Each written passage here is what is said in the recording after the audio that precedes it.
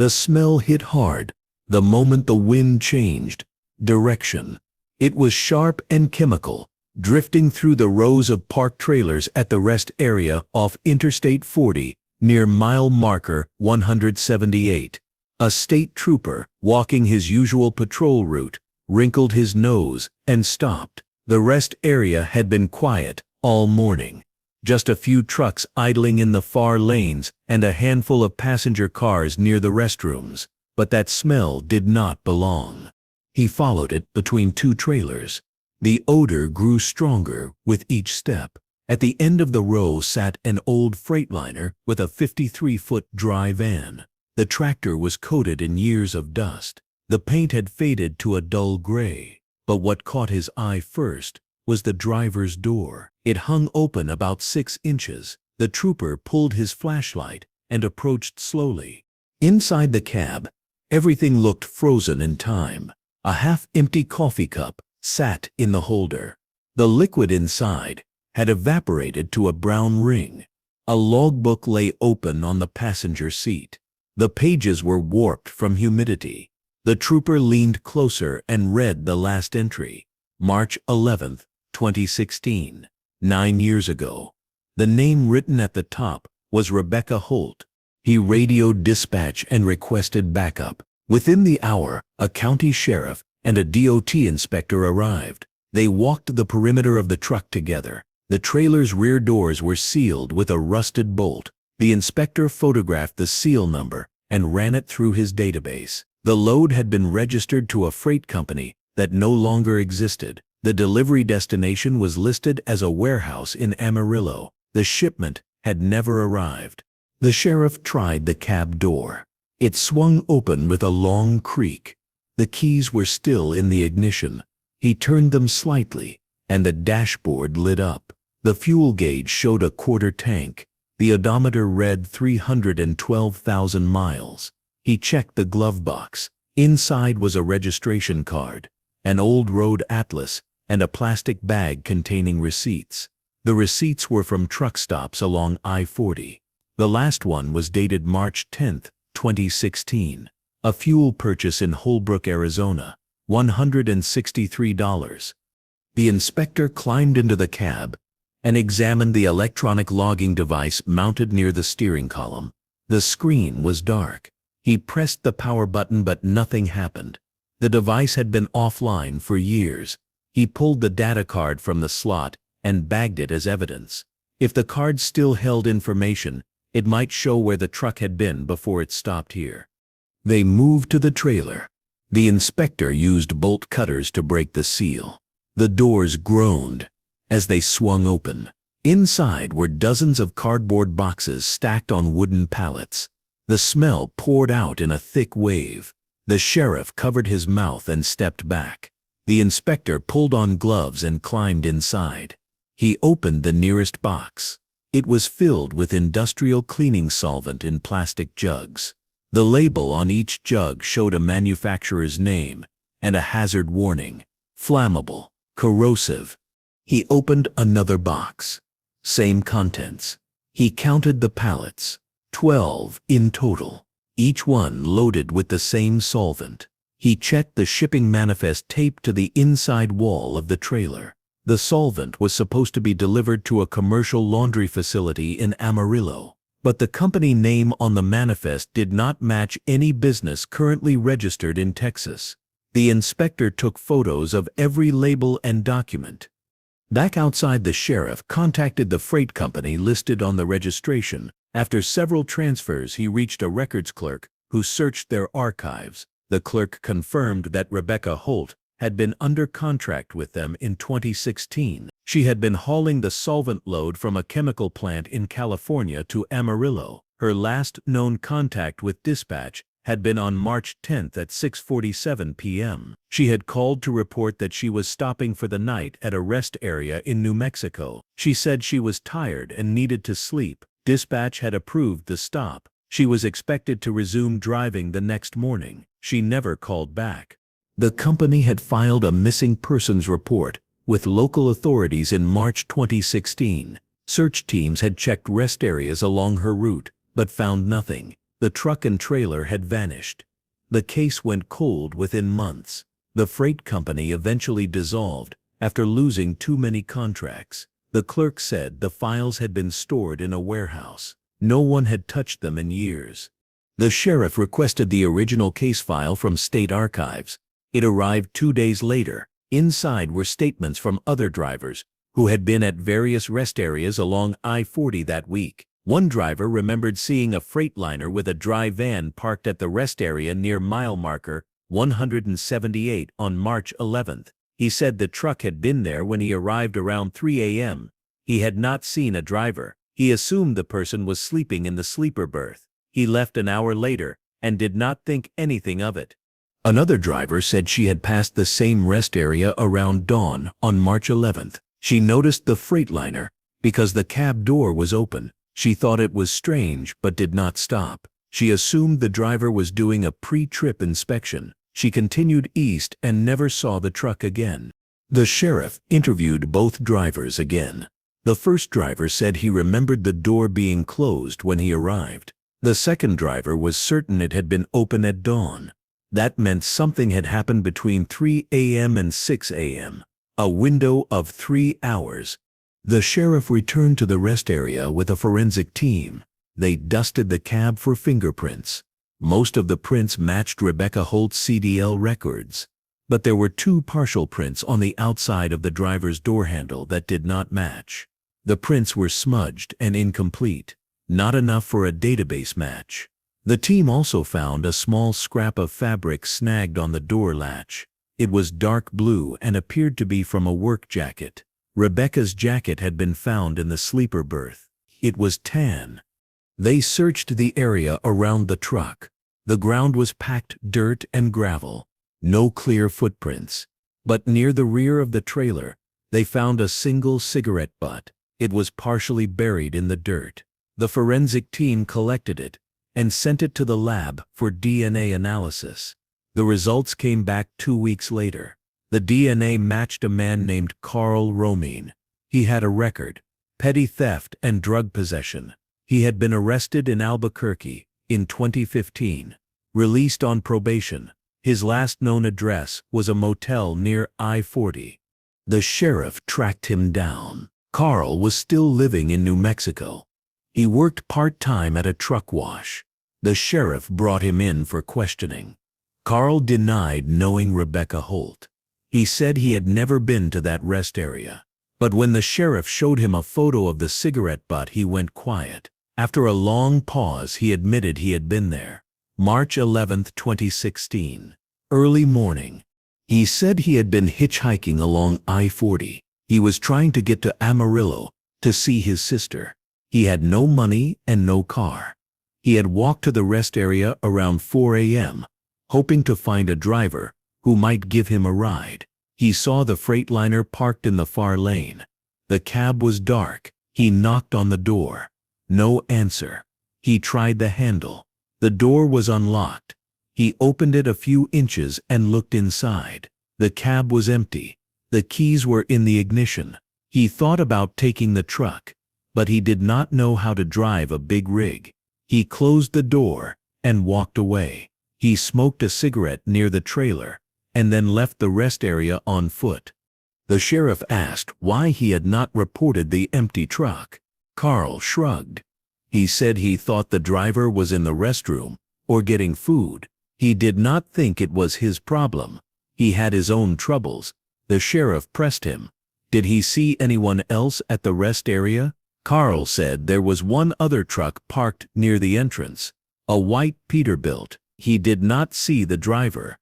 The forensic team went back to the 2016 case file. They found a statement from a driver who had been at the rest area that night. He drove a white Peterbilt. His name was Martin Keyes. The statement was brief. He said he had stopped at the rest area around 2 a.m.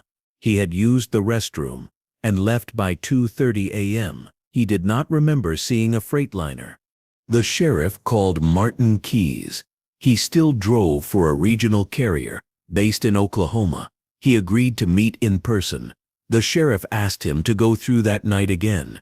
Martin said it had been 9 years. He did not remember much, but when the sheriff showed him a photo of Rebecca Holt, he paused. He said he might have seen her at the fuel island earlier that day, March 10th. She had been fueling up at a truck stop in Tucumcari. He had been 2 pumps over. They had not spoken, but he remembered her because she looked exhausted. Her hands were shaking when she replaced the fuel cap.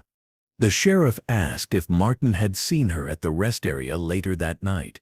Martin said no. He had left the rest area before she arrived. But he remembered something else.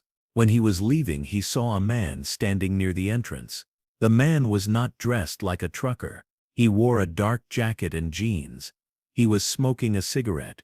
Martin thought the man was waiting for someone. The sheriff showed Martin a photo of Carl Roman. Martin said it could have been him, but he was not certain. The lighting had been poor. The sheriff thanked him and let him go. He returned to Carl and pressed harder. Carl insisted he had arrived at the rest area around 4 a.m., but the timeline did not match. If Martin had left by 2:30 a.m. and Carl arrived at 4 a.m., that still left the 3-hour window unexplained. The sheriff re-interviewed Carl. This time Carl's story changed. He admitted he had been at the rest area earlier, around 2 a.m. He had seen Martin leave. He had also seen the Freightliner arrive. Rebecca had parked the truck and climbed into the sleeper berth. Carl had watched from a distance. He had been hoping she would leave the cab unlocked, so he could search for cash or food, but she had locked the door. He waited for an hour. Around 3 a.m., he saw the cab door open, but Rebecca did not get out. Instead, a man climbed out. Carl could not see the man's face. The man walked to the trailer and inspected the rear doors. Then he walked back to the cab and drove the truck forward about 50 feet. The truck stopped. The man got out again. This time he left the cab door open. He walked toward the restrooms and disappeared. Carl said he approached the truck. The engine was off. The keys were in the ignition. He looked inside the cab. The sleeper curtain was drawn. He did not open it. He assumed Rebecca was asleep. He took the opportunity to search the cab for anything valuable. He found $20 in the cup holder. He took it and left. He did not see the man again. He did not know what happened to Rebecca. The sheriff asked why Carl had lied. Carl said he was scared. He thought he would be blamed for whatever happened to her. The sheriff asked for a description of the man. Carl said the man was average height, wore a dark jacket, maybe a baseball cap. That was all he could remember. The forensic team searched the sleeper berth again. They found the curtain rod was bent slightly, as if someone had pulled it hard. They also found a small tear in the curtain fabric. Inside the sleeper berth, they discovered a cell phone wedged between the mattress and the wall. The phone was dead. They charged it and powered it on. The phone belonged to Rebecca. The last call in the log was to dispatch on March 10th at 6:47 p.m. But there was a text message draft that had never been sent. It was time-stamped March 11th at 2:58 a.m. The message read, "Someone is knocking. I don't recognize the truck." The sheriff showed the message to Carl. Carl said he had not knocked on the door at 2:58 a.m. He had been watching from a distance. If someone knocked, it was not him. The sheriff asked if Carl had seen another truck arrive around that time. Carl said no, but he admitted he had not been watching the whole time. He had walked to the far end of the rest area to smoke. He could have missed something. The forensic team reviewed the rest area's security footage from March 2016. The rest area had 2 cameras, one near the restrooms and one near the entrance. Both cameras had been offline that night due to a power outage. The outage had lasted from 1 a.m. to 6 a.m. No footage was available. The sheriff contacted the power company. They confirmed the outage. It had been caused by a downed line 5 miles west of the rest area. The line had been repaired by morning, but the timing was suspicious. The outage had occurred during the exact window when Rebecca disappeared. The forensic team tested the solvent in the trailer. The chemical composition matched the manifest. But one jug had been opened. The seal was broken. The contents were slightly lower than the others. The lab analyzed the jug for fingerprints. They found Rebecca's prints on the handle, but there was also a partial print on the cap that did not match her or Carl. The print was too degraded for a database match. The sheriff spoke with the chemical plant that had loaded the solvent. A supervisor confirmed that Rebecca had picked up the load on March 8th. The plant's security footage showed her inspecting the trailer before departure. Everything had been sealed correctly. The supervisor said the solvent was dangerous if mishandled. Prolonged exposure could cause dizziness and confusion. The trailer should have been ventilated properly. But if a jug leaked or was opened inside an enclosed space, the fumes could be overwhelming. The sheriff considered the possibility that Rebecca had opened the jug herself. Maybe she had been checking the load. Maybe the fumes had affected her. But that did not explain the text message, or the man Carl had seen, or the open cab door. The forensic team tested the air inside the trailer. Even after 9 years, there were trace levels of solvent vapor. The concentration was not dangerous now. But in a sealed trailer with a freshly opened jug, the levels could have been much higher. The team tested the cab. No trace of solvent. That meant the fumes had stayed in the trailer. Rebecca would not have been affected unless she had opened the trailer doors and climbed inside. The sheriff reviewed the timeline again. Rebecca had called dispatch at 6:47 p.m. on March 10th. She said she was stopping for the night.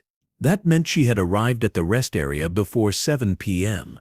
But Carl said she arrived around 2 a.m. on March 11th. That was a gap of 7 hours. Where had she been? The sheriff checked fuel and toll records.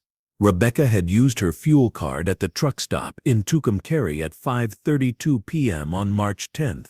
The rest area was only 90 miles east of Tucumcari. At highway speeds, that was less than 2 hours. But she had not arrived at the rest area until 2 a.m. That meant she had stopped somewhere else for 5 hours. The sheriff contacted truck stops and rest areas between Tucumcari and mile marker 178. None of them had records or footage from that night.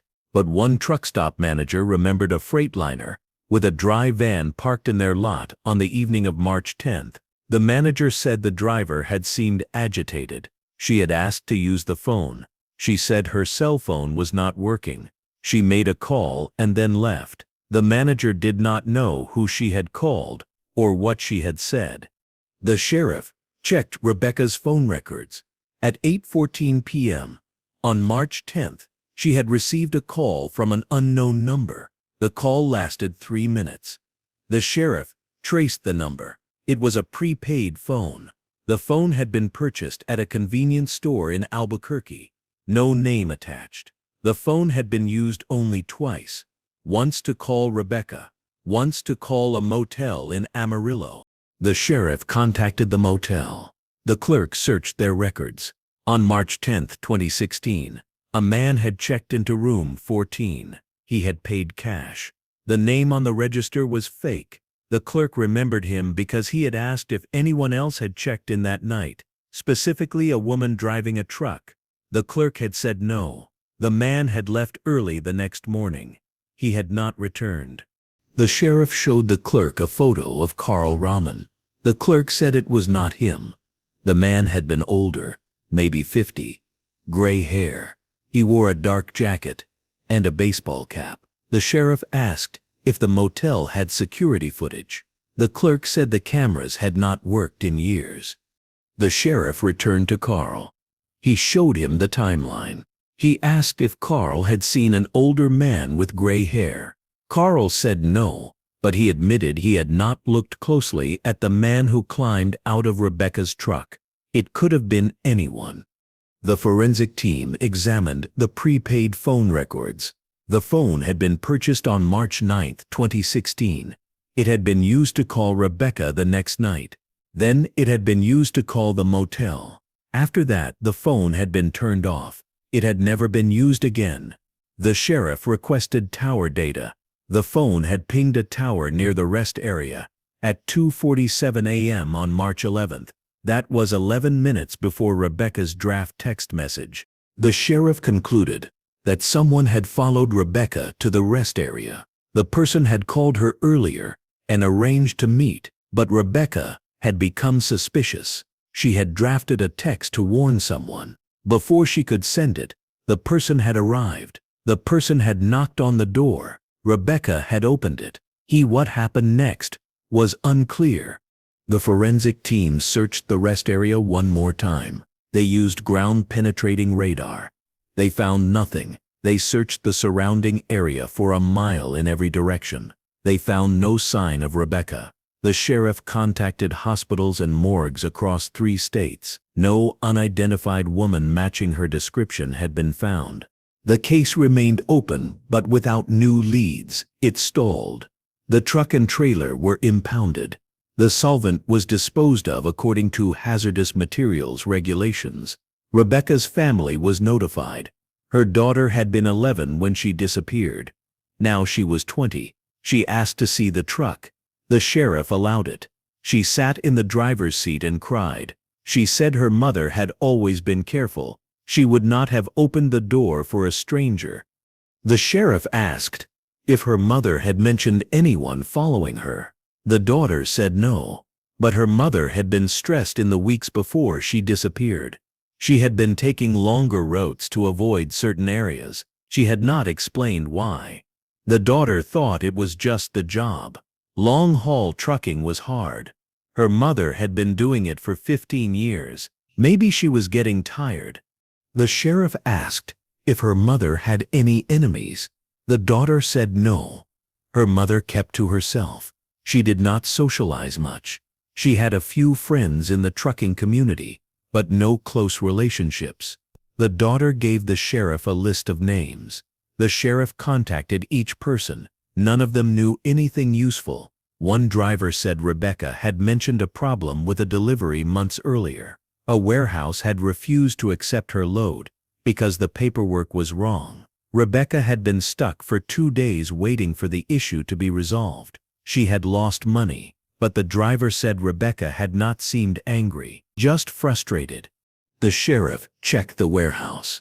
It had closed in 2017. The owner had moved to California. The sheriff called him. The owner remembered the incident.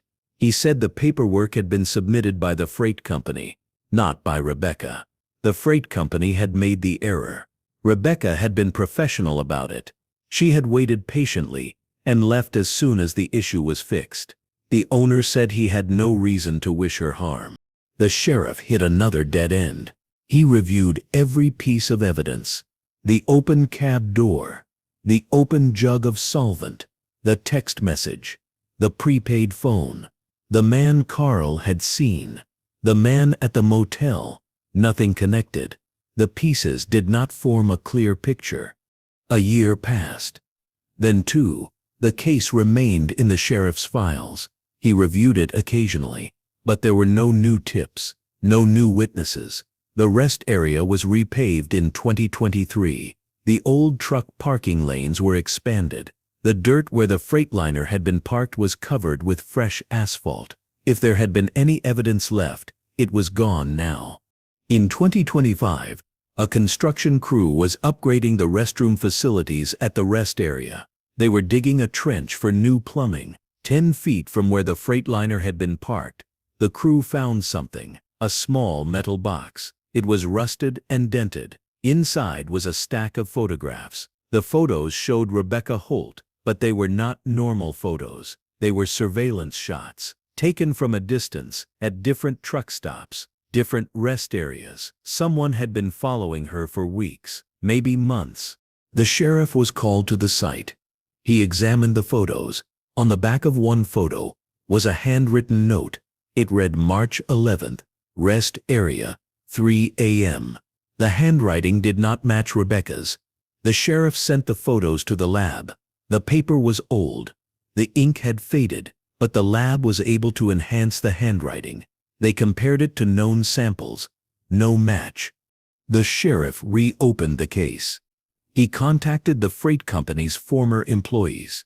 One dispatcher remembered Rebecca mentioning that she felt watched. She had called dispatch a few times to report a truck that seemed to be following her, but the truck always disappeared before she could get a license plate. The dispatcher had assumed Rebecca was paranoid. Long hours on the road did that to some drivers. The dispatcher had not filed a report.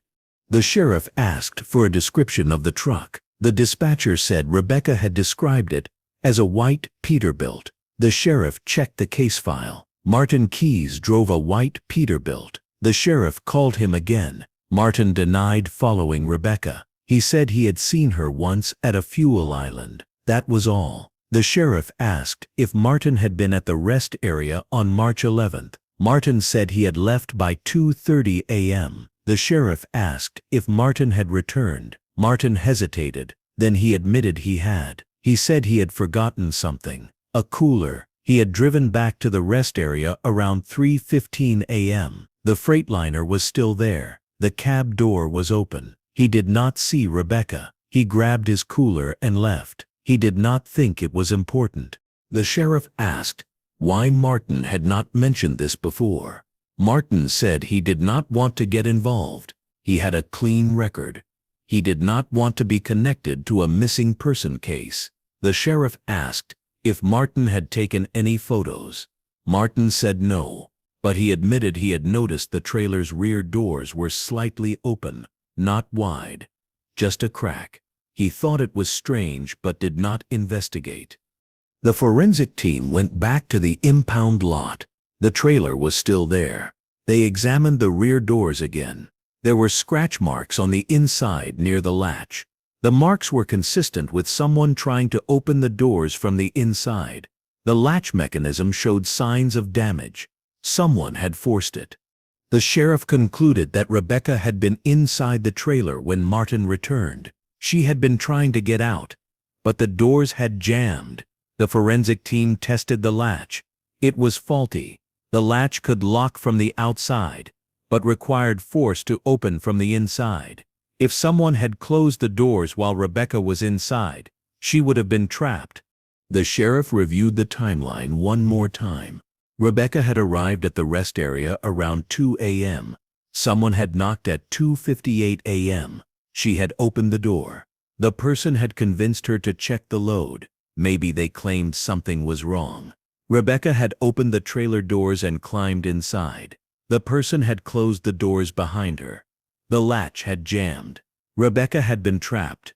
The fumes from the open solvent jug had overwhelmed her. By the time Martin returned at 3:15 a.m., Rebecca was already unconscious or worse. The person who trapped her had left. The cab door was open because they had climbed out and walked away. The forensic team searched the trailer again. Deep inside, near the front wall, they found a handprint on one of the pallets. The print was faint but visible. The lab analyzed it. The print matched Rebecca's, but the position of the hand suggested she had been crawling, trying to reach the front of the trailer. There was a ventilation panel near the front. If she had reached it, she could have called for help, but she had not made it. The sheriff issued a public appeal. He described the man Carl had seen. Older, gray hair, dark jacket, baseball cap. He asked anyone with information to come forward. 3 weeks later, a woman called. She said her ex-husband matched the description. He had been a truck driver in 2016. He had been fired for stalking a female driver. The woman gave the sheriff his name, Raymond Tuller. The sheriff tracked Raymond down. He was living in a trailer park outside of Santa Fe. He worked at a warehouse. The sheriff brought him in. Raymond denied everything. He said he had never met Rebecca Holt. He said he had been fired for a different reason. An argument with a dispatcher. The sheriff showed him the photos from the metal box. Raymond went pale. He asked for a lawyer. The lawyer negotiated. Raymond admitted he had been obsessed with Rebecca. He said he had followed her for months. He had taken the photos. He had called her on March 10th. He had told her that her load was leaking. He had arranged to meet her at the rest area. When she arrived, He had convinced her to check the trailer. He had closed the doors behind her. He said he did not mean to hurt her. He just wanted to scare her. He had walked away. He thought she would get out eventually. He did not know the latch was broken. He did not know about the solvent fumes. The sheriff asked what Raymond had done with Rebecca's body. Raymond said he did not know what happened to her. He had left the rest area around 3:30 a.m. He had driven straight home. He had never gone back. The sheriff did not believe him. The forensic team searched Raymond's property. They found nothing. No evidence. No remains. Raymond was charged with kidnapping and reckless endangerment. He pleaded guilty. He was sentenced to 18 years. But Rebecca's body was never found. The sheriff believed she had died in the trailer from the fumes. But without a body, he could not prove it. The case was marked as solved. But for Rebecca's family, it was not enough. Some mysteries never close the way we want them to.